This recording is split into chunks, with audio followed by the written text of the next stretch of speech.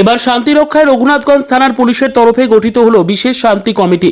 একটি বিশেষ আন্দোলনকে কেন্দ্র করে সাম্প্রতিক সময়ে অগ্নিগর্ভ হয়ে উঠেছিল মুর্শিদাবাদের জঙ্গিপুর পুলিশ জেলার অন্তর্গত রঘুনাথগঞ্জ, সুতি এবং শামশেরগঞ্জ থানার বিস্তীর্ণ এলাকা।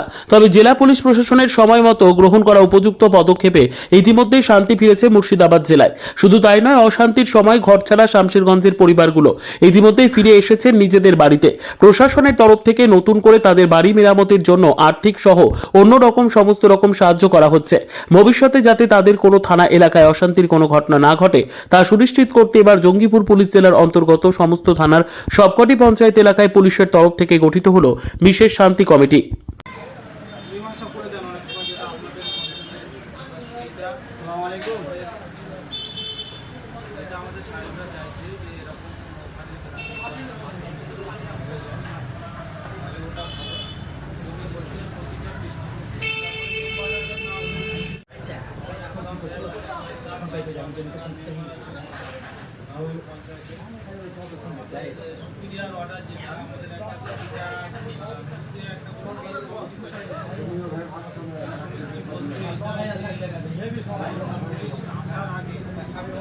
আপনার যেটা